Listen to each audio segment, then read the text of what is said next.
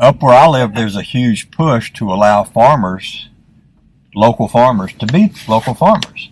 Because what was happening for a long time is you couldn't process sausage. I am so happy to see that. Unless the state would let you, and they wouldn't let you for a long time, or you couldn't grow and sell. Happy. You couldn't grow and sell cheese or have goats or anything like that. And now the state has come around, mostly because the people have pushed for it and said we want our local farmers back. You know, up in Pennsylvania, you know, they went to one of the Mennonite farmers and dumped out all his milk and put him in jail for selling fresh milk. Yeah. Wouldn't let him sell fresh milk. Yeah. Fresh milk. Right. I mean, come on. And has to be pasteurized. And also, they were saying that, you know, these farmers that run these Ammonite farmers that had sawmills couldn't sell their lumber because it hadn't been kiln dried and stuff like that. Couldn't let it be natural air dried like they've done for centuries. Right. It's something to think about. And I mentioned Jordan Peterson to you. Now, let me qualify this before I get started on him. If there's such a thing as a fan,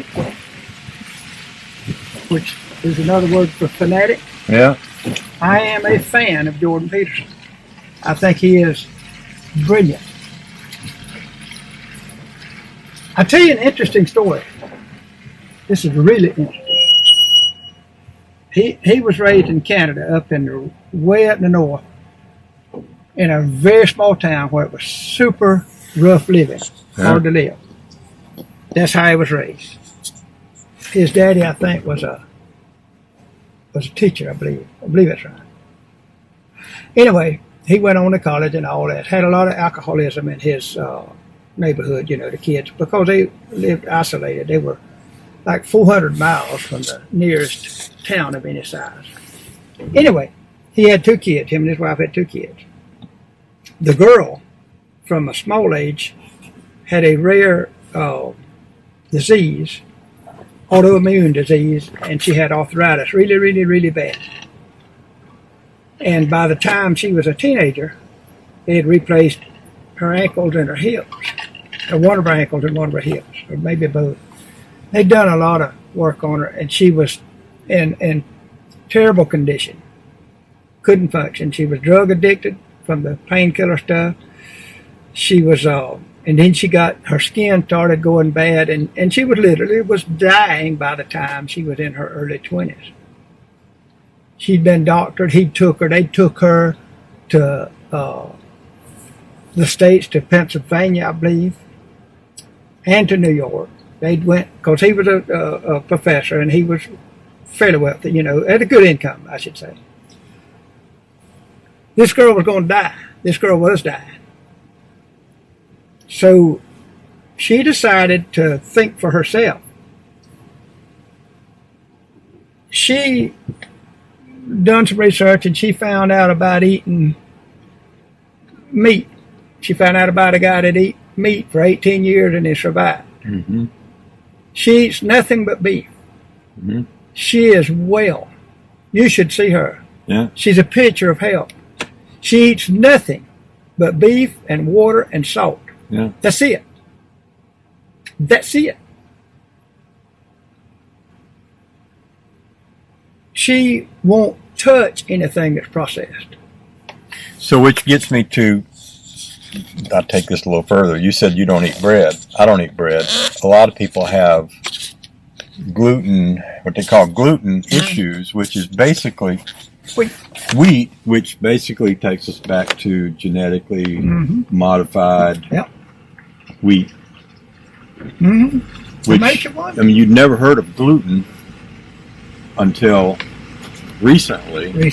And recently, you've never heard of anyone genetically modifying wheat until recently. It makes you wonder, doesn't it? Well, doesn't it? It makes you wonder. It really does. This has got to be a phenomenon, but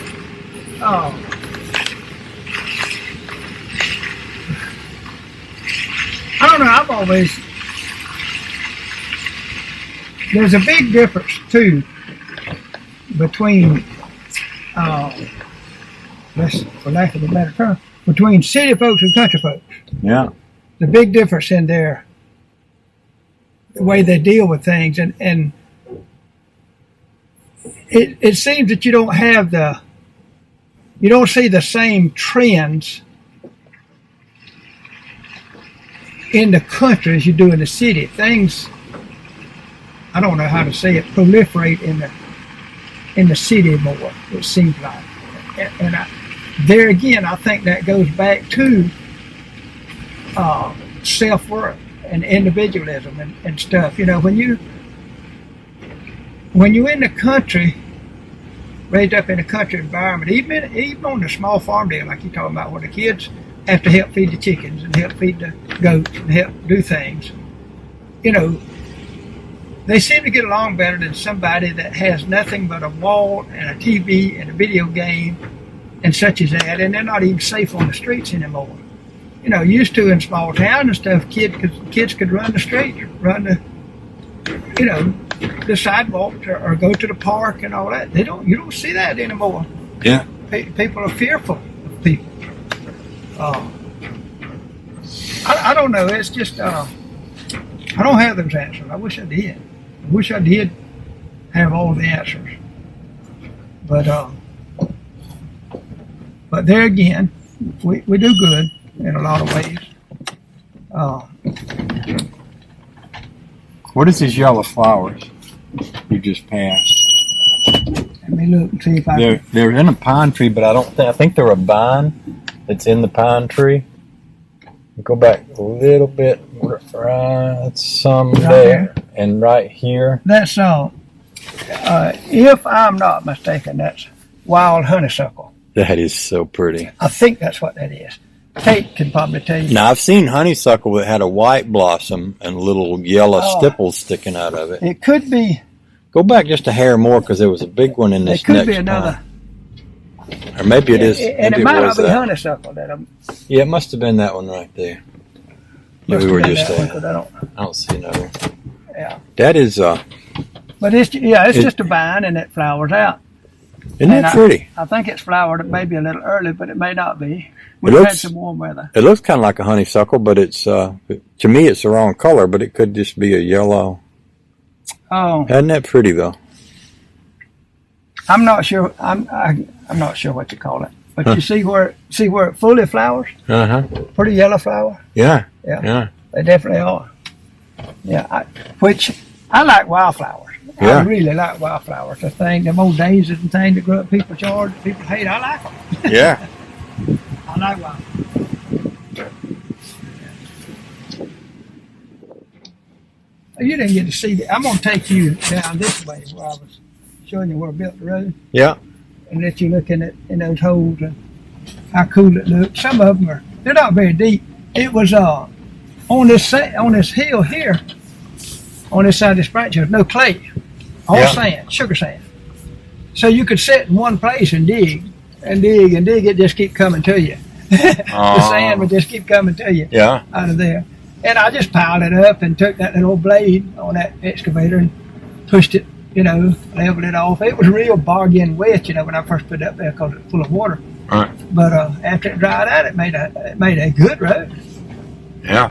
And but what it's also done, it's made a place to store water, and it's made a great frog pond, and really fish hatchery, I think. When you look at them down in there, you see what I'm talking about. They're not in the branch; they're out here on the edge of the branch. Uh-huh. The main run is on further in there, though. But of course, the tie-ties have gone up so bad you can hardly see them. But we'll get to a place to directly where you can look down in and see them.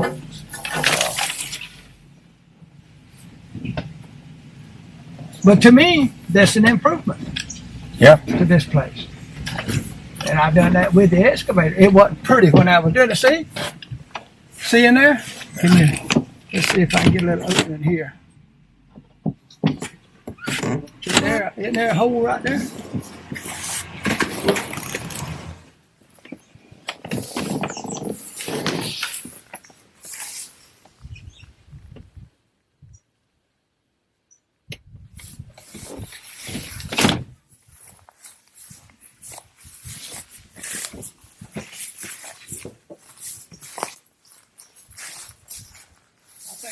probably one of the more shallow ones. Uh-huh. But see, that keeps water in it. That Right. never goes dry.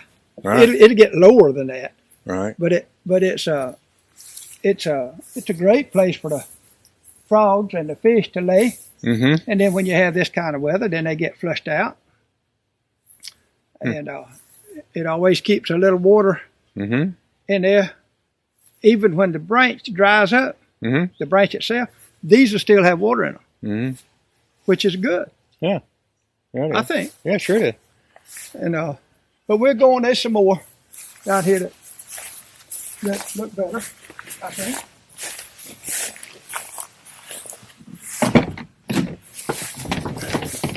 That little excavator has been the greatest toy Oh, yeah. and lifesaver too. You know, I fixed septic tanks for my neighbors and for my youngins and for Kate's sister and all that stuff. Well, my building, my garage used to be attached to the house next door, and the guy that worked for John Deere borrowed their excavator, and I jacked up a building that guy wanted as a summer kitchen on the back of the old scale house, and I jacked up and put it on 6x6 hemlock skids, and we drug it in February on the ice from his house to my house, and that's what my garage is made out of. But it's an excavator just like what you got there, you know? Yeah. And the biggest part of that was we had to drag it to the top of the hill and then come downhill, and I was afraid the building, the excavator, and everything was going to slide all the way down and go in the river because everything was frozen, you know? Mm-hmm. That would have been bad. So we aimed it at a tree, hoping that we could stop it. We was hoping it would hit the tree. If it didn't hit the tree, it was going to hit the house. If it didn't hit the house, it was going to go all the way down the driveway and go in the river. So it worked out pretty You good. did have a safety valve there, huh? Well, not much, but it did wind up against the house, and I had a big old. See there? Yeah, that's a big one there. I mean, stop right there. Yeah, see, I can get the camera right over there where all them tubers. That's a nice little woods pond there. Yeah. Over in there. Yeah. Roll forward just a little bit. I think that's Well, I mean, you know, if you think about it, you've got water there that's stored so that animals can get a little drink of water when it dries up, you know, and stuff like that. So, absolutely, it's an asset. Yeah. And it's pretty. Yeah. Yeah, pretty looking. And that's the, try to picture in your mind. That's what I want around that Yeah. area up there, the RV park. Yeah. But this will be underbrushed on this side. On the walking Yeah. side, will be all cleaned up. Takes a lot of work to keep that cleaned up. There's a way to do it, though. Yeah, my dad used to.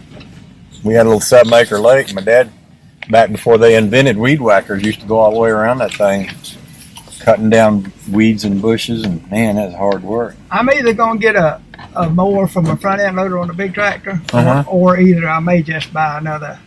I might buy another excavator Yeah, with a grinding head on it, yeah, and then work it out too. You know, yeah, let somebody work it for me, yeah. but I'll have it to keep that place up there maintained. All right.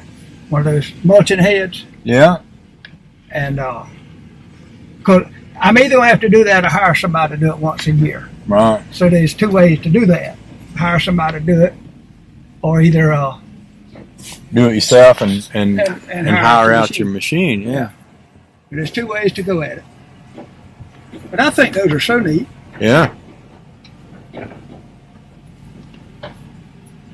And I just, you know, like I say, this was really messy now.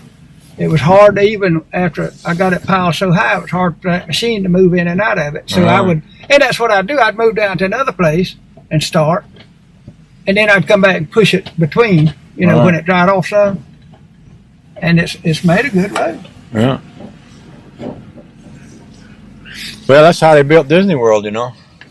In the swamp. They had a big swamp, and they now they got a bunch of lakes and some high ground. Yeah, that's what they done. I was thinking about this place and the similarity, you know, between what they did And down this, there was there's a low spot, real wet spot right here. there. Yeah, And I come through it, and Kate said, and she was right, she said, well, it's going to wash through. I said, yeah, when it washes through, then we'll know what we got to worry with.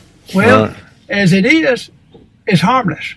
right. Where it collects over here and then washes, and it's made a little gully, but it's fine. Right. You know, I was thinking I may have to put a pipe in, but you know.